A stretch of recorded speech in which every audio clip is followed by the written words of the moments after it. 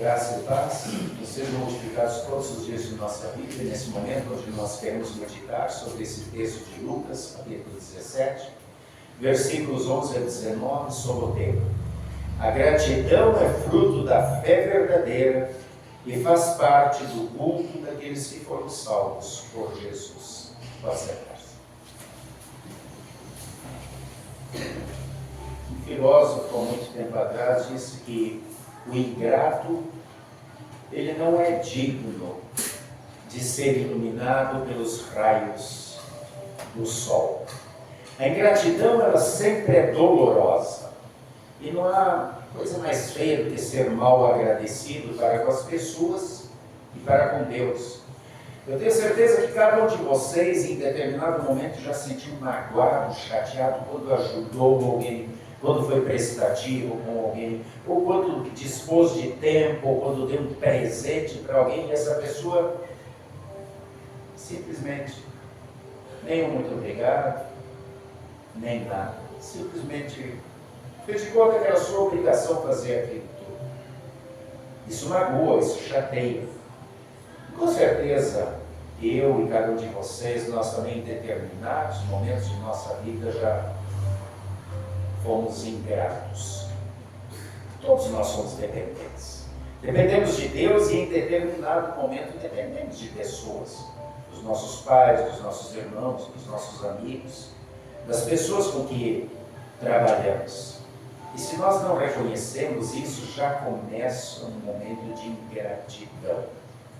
E somos desagradáveis. E muitas vezes a ingratidão é por causa do orgulho, por causa do soberbo. Por isso hoje nós queremos meditar sobre a gratidão, como fruto da fé verdadeira que faz parte daqueles que foram salvos por Jesus, daqueles que são cristãos. E o que nos leva a falar de gratidão é o texto do Evangelho. Os outros textos também falam de gratidão. O Salmo número 111 fala de gratidão. O texto de Ruth, uma boa rica que resolve deixar o seu povo, a vida que ela tinha da infância para trás, para seguir Noemi, a sua sogra, a quem ela se apegara por amor, e por gratidão ela resolve segui-la. Gratidão e fé. Porque ela diz: o teu Deus é o meu Deus. Hoje, infelizmente, nós vivemos uma cultura que é chamada de cultura do cancelamento. A gente presencia isso todos os dias nas mídias. E nós cancelamos as pessoas. Não queremos mais falar com elas, ignoramos as pessoas, bloqueamos as pessoas. Quem? Aqueles que são diferentes de nós. Por causa de raça, por causa de cor, por causa de algum defeito físico, por causa de algum probleminha. Nós cancelamos as pessoas porque pensam diferente de nós. São de outra caixinha, torcem para outro tipo de futebol, gostam de outro tipo de música, gostam de outro tipo de roupa, são de outro partido político. Faz 30 anos que começou essa coisa nossa contra eles. E eu pergunto: quem você tem cancelado? Agora já pensou se Deus te cancelasse? E dissesse assim: pegou de novo, o mesmo pecado, agora chega, acabou para ti. Resolveu viver sem a minha presença, quer ir para o inferno topar. Não tem mais chance. Entretanto, Deus não faz isso. Deus continua de braços abertos, nos acolhendo, nos perdoando, nos amando, nos chamando de volta através do Evangelho de Jesus. Jesus que foi cancelado pelos líderes da igreja da sua época, porque ele disse que era filho de Deus, e ele era Deus, e era verdade. E eles não suportavam ouvir isso, mesmo que presenciassem seus milagres, a cura de cegos, de leprosos, de surdos, de mudos, multiplicação de pães e peixes. E eles sabiam que havia algo sobrenatural, mas eles não suportavam, porque eles eram a elite. Eles eram os quase santos pelas obras que faziam, pelas leis que praticavam e muitas que eles mesmos criavam para eles. Entretanto, podemos dizer que, na época, um dos grupos mais cancelados, mais discriminados, eram os leprosos. Hoje a gente não usa mais esse nome, né? A gente chama de hanseníase, por causa do bacilo de Hansa, que causa esse tipo de enfermidade. Naquela época era muito comum ali na Ásia. Há vários tipos de lepra. Há uns que são só manchas na pele, onde a pessoa parece que está com um mofo, e aí encosta, perde a sensibilidade. Há outros tipos mais agressivos, onde a pessoa perde as extremidades do corpo, perde os dedos, nariz, orelha, língua, é o mais agressivo. Para quase todos eles hoje há cura. Naquela época não havia cura. E a pessoa que era leprosa, ela era isolada na sociedade. Era ela só. Era um morto em vida. Porque ele não tinha família. Não podia conviver com a família. Ele não tinha amigos. Ele não podia trabalhar, produzir. E pior do que toda essa discriminação, esse preconceito, essa dor que a doença causava, é que quando chegava alguém perto, ele tinha que gritar de longe: imundo, imundo, não se aproxime. Você já se colocou numa situação assim? Você que às vezes acha que está sozinho, que não tem amigos, que é uma vítima da sociedade. Você já pensou ser um leproso naquela época? Já pensou? Não ter ninguém e ser nada. Mas, pastor, como é que eles viviam? Haviam lugares destinados aos leprosos, perto das cidades, lugares aonde, às vezes, haviam cidades destruídas pelas guerras, assim por diante, alguma catástrofe, e ali os leprosos ficavam. Tinham que gritar de longe, imundo, imundo. E alguém sempre levava comida para eles e deixava ali perto. E assim que também eles conheciam as notícias, porque essas pessoas de longe então gritavam: olha, está acontecendo isso, está acontecendo aquilo. E para esses 10 leprosos de hoje, com certeza havia uma grande notícia. De alguma maneira, de alguma forma, alguém disse para eles em algum momento: há esperança. Há esperança para alguém que não tem esperança. Essa é a maior notícia de todas. O Messias prometido, o Cristo prometido está aqui. E Ele está fazendo vários milagres. E Ele é a vossa esperança. Não sei como isso foi dito, de que maneira isso foi dito, mas isso foi dito. Porque quando Jesus estava, como a gente está vendo desde Lucas 15, nessa sua caminhada, desde a Galileia, passando por Samaria, agora para Jerusalém, para se sacrificar por nós. Quando Jesus está andando e passando nessa linha divisória da Galileia e Samaria, esse grupo de 10 leprosos saem da aldeia e gritam: Senhor Jesus! E poucas pessoas chamavam ele de Jesus. Eles chamam ele de Senhor Jesus, de Mestre, e dizem: tem misericórdia de nós. Eles nem gritam imundo. Eles pulam por esse obstáculo. A fé deles é tão grande, a esperança deles é tão grande, porque é a única que eu chamo de Jesus, que significa Salvador. Poucas vezes Jesus é chamado de Jesus. Ele mesmo se chamava de Filho do Outro. Os outros o chamavam de Mestre, de Rabi, de Messias. O Salvador. E o que Jesus faz? Jesus não disse: estão curados. Em outros momentos ele cura. Faz até barro, passa nos olhos do cego. Mas nesse momento, Jesus cumpre a lei. Como a lepra era uma doença incurável, só milagre para alguém ser curado da lepra. Portanto, quem poderia atestar que o milagre aconteceu era o pastor, era o sacerdote. Então, no Antigo Testamento havia uma lei que dizia: se o sacerdote verificar que a pessoa realmente está curada, então ela está livre para ser gente de novo, para ter família, para voltar ao seio da sociedade, porque o milagre aconteceu. E os 10 creem na palavra de Jesus, eles não discutem, eles não perguntam, mas não vai curar, não vai dar um sinal, não, eles saem correndo até o sacerdote. E nessa caminhada de fé, eles são curados, purificados. É na caminhada da fé cristã que os milagres acontecem nas nossas vidas.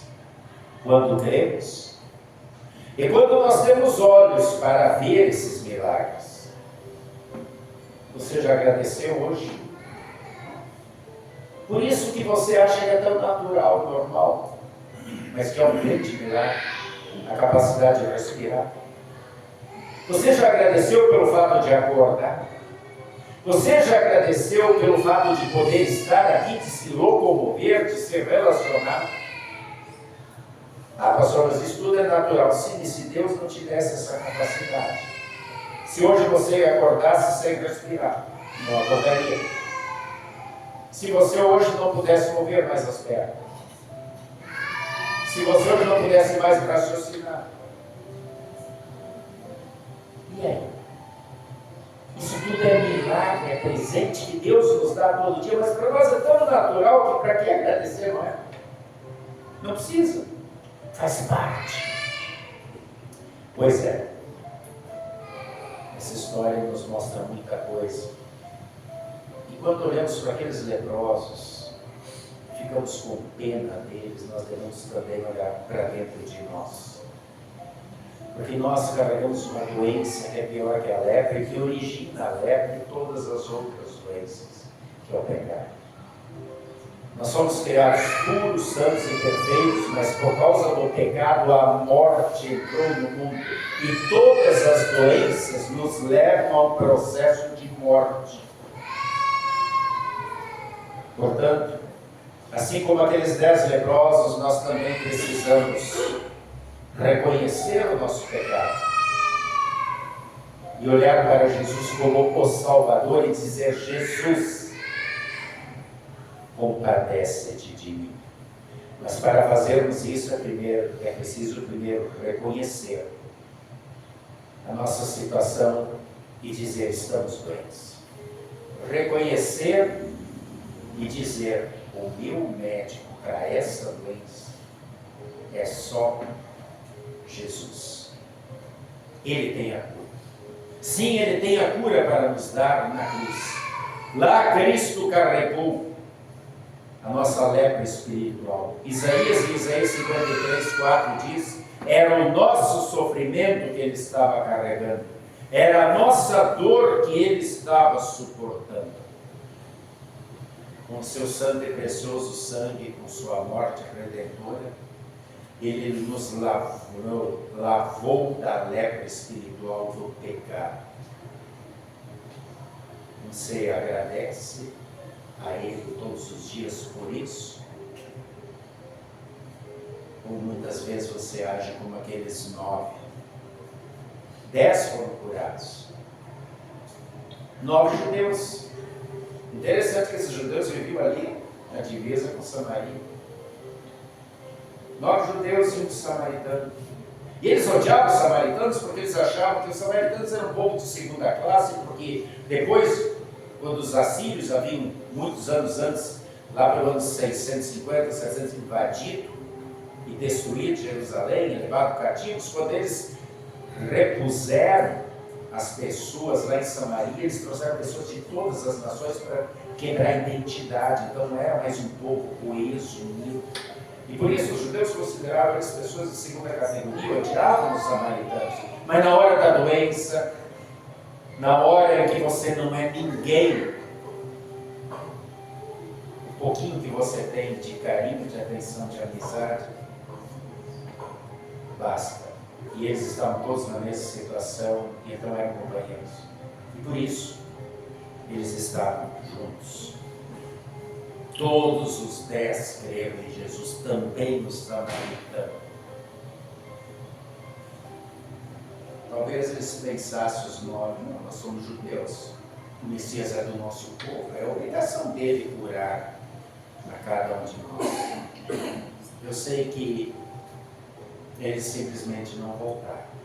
Devem ter corrido para os seus familiares, porque talvez nós corrêssemos também, porque agora eles tinham vida. Entretanto, o samaritano volta até Jesus. Todos buscaram Jesus no momento de dor. Só um voltou demonstrando gratidão. Será que a gente às vezes não é parecido? Eu digo que sim. Pelos pedidos de oração que eu recebo, é fácil ver isso. De cada 10 pedidos de oração que eu recebo, pastor, ora por mim, para que Deus me ajude a passar na prova. Pastor, ora por mim para que eu passe por essa enfermidade, para que essa cirurgia dê certo. Pastor, ora para mim para que eu escolha o namorada certo. Pastor, ora para mim porque eu estou passando por um momento difícil. Pede, pede, pede. De cada 10 orações, 9 é pedir. Uma é, pastor, agradece. Agradece por mim que eu consegui isso, que aconteceu isso.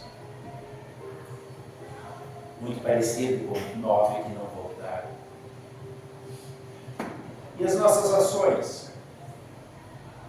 Todos nós passamos diante do altar e fizemos um juramento no dia da confirmação, no dia da profissão de fé, de seguirmos e sermos fiéis a Deus e de colocarmos Ele como prioridade de nossas vidas. Quantos hoje estão em casa dormindo?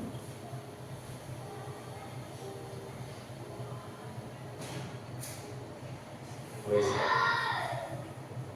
O texto do domingo passado, versículo 10, nós abordamos aqui o texto, quando Jesus disse que a gente deve perdoar sempre, ter o coração disposto a perdoar, e perdoar até 7 vezes a mesma pessoa no mesmo dia, que a gente deve ser misericordioso com as pessoas, apontar o erro para que elas possam se corrigir. E aí Jesus termina no versículo 10, dizendo, depois que vocês fizerem tudo isso, não se vangloriem porque vocês fizeram apenas aquilo que deveriam ter feito, aquilo que Deus espera de vocês. Ou seja, dizer não ao orgulho, ao soberbo, à idolatria de si mesmo, ao hedonismo. Porque quando nós cumprimos os mandamentos, amar a Deus, não tomar o seu nome em vão, santificar o seu dia, gostar de estar aqui escutando, ouvindo a palavra, praticando, nós estamos fazendo apenas aquilo que Deus espera de nós. Quando nós ajudamos alguém com uma cesta básica, uma peça de roupa, num momento de enfermidade, a gente está fazendo simplesmente aquilo que Deus espera de nós. Não fizemos nada demais. Quando nós trazemos as nossas ofertas, nós trazemos com gratidão. Sim ou não? Deus não precisa delas. Mas Ele espera isso de nós. Ele mesmo diz lá, eu não preciso do boi de vocês, do sacrifício, tudo é meu. E lá em Malaquias ele diz agora, ai de vocês, se faltar alguma coisa na minha casa. Ai de vocês, se não trouxerem os dízimos e as ofertas. Dízimo é o nosso envelopezinho por mês, a oferta é a nossa oferta semanal. Ah, pastor, mas eu não trago de vez em quando. Havia uma lei no Antigo Testamento que falava de dízimo e todo mundo era obrigado a dar o dízimo. E claro que eles davam mais porque ainda tinha as primícias, os holocaustos, as libações. Ah, pastor, mas a gente está liberado agora porque Paulo fala lá no Novo Testamento, cada um contribua conforme estiver proposto no seu coração. Quem tem, ganha pouco, dá pouco, quem tem muito, dá muito. Sabe por que Paulo disse isso? Porque ele já estava assim, cansado, chateado, sabe? Pessoas que queriam se esconder e dizer, aí Paulo disse, tá bom. Cada um está conforme está no coração. Não quer dar o dízimo, não quer dar o que a lei preceitua, o que Deus pede. Então dá o que está no coração, depois você se acerta com ele. Agora já pensou se Deus agisse da mesma maneira? Nessa oferta de gratidão. Digamos assim, eu ganho 5 mil reais em vez de dar os 500. Deus pede, eu dou 100. Isso não é 10%, isso não é nem 5%, isso é menos de 2%.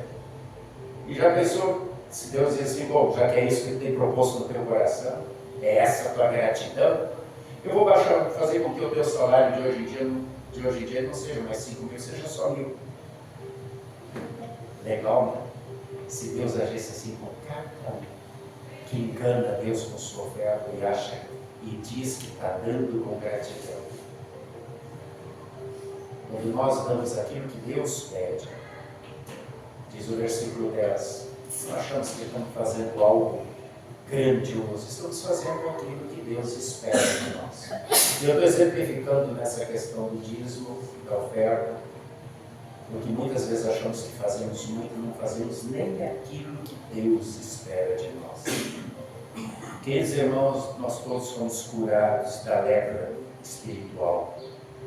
Nós fomos sarados do pecado e isso não tem preço. Tudo foi de graça por graça. E além disso, cada dia o nosso bondoso Deus nos dá o necessário para o corpo e a vida. Nos protege dos perigos e guarda de todo o mal, como diz Lutero na explicação do credo. Da comida, bebida, casa, família, todos os bens. Tudo isso é presente. E agora? Vivemos em gratidão? Ou não? Ou achamos que é dever de Deus e somos como aqueles 9? Queridos irmãos e irmãs, para viver em gratidão, não precisamos de grandes obras. A gratidão se mostra em coisas simples no dia a dia. Vir à casa de Deus com alegria. Deixar a cama em casa. Deixar o celular desligado. Prestar atenção no mundo. Ouvir a sua palavra com atenção. Participar da ceia do Senhor com alegria. Louvar, orar, servir com nossos dons, bens, tempos, ofertas com alegria, proporcionalmente com aquilo que recebemos. Testemunhar de Cristo no dia a dia, no lar, no trabalho, na convivência com as pessoas, não cancelando os outros por diferenças, mas procurando nos aproximar com empatia, com altruísmo, com bondade, com misericórdia. Por quê? Porque isso mostra a gratidão que é fruto da fé verdadeira e faz parte do culto do cristão. E quando nós voltamos, louvando a Deus, como aquele leproso fez, ela diz que ele louvou a Deus se ajoelhando aos pés de Jesus, ou seja, ele reconheceu Jesus como Deus. E quando Jesus pergunta, cadê os outros 9? Ele diz para ele, vai-te em paz. A tua fé te salvou. Só ele, que soube agradecer, ouviu isso de Jesus. Fé, perdão, salvação, por causa da gratidão. Sejamos honestos, muitas vezes nós somos como os 9. Gostamos mais de pedir do que agradecer. E isso nos mostra como é preciso que o Espírito Santo atue sempre de novo em nosso coração. Cada dia, precisamos novamente nos voltar aos pés de Jesus. Pedir perdão por todos os nossos erros e também por nossa ingratidão. Receber de novo a sua graça e deixar o Espírito Santo produzir em nós frutos de amor, de fé, de testemunho e de gratidão. A gratidão é fruto da fé verdadeira e faz parte do culto daqueles que foram salvos por Deus. Por isso, vamos reconhecer a nossa lepra espiritual e buscar sempre de novo o perdão na absolvição, na Santa Ceia. E vamos ouvir, vai-te em paz, a tua fé te salvou, perdoados estão os teus pecados. Vamos sempre de novo clamar a Cristo por compaixão. Vamos sempre de novo viver uma vida de gratidão com Deus e de amor ao nosso próximo, sem cancelamentos, mas com acolhimento. Que o Senhor nos livre da ingratidão e nos faça sempre voltar a Ele. uma vida de louvor, de ação de graças e de serviço ao nosso próximo. Que é isso que Deus espera de cada um de nós. Sempre reconhecendo, só Ele nos dá a verdadeira cura, perdão dos pecados, salvação e vida eterna. Por isso, com a gratidão que é fruto da fé verdadeira, nós podemos viver este culto que estamos aqui vivendo, dizendo muito obrigado, Senhor. Amém. E a paz de Deus, que excede o entendimento humano, guarde corações e mentes em Cristo Jesus para a vida eterna. Amém.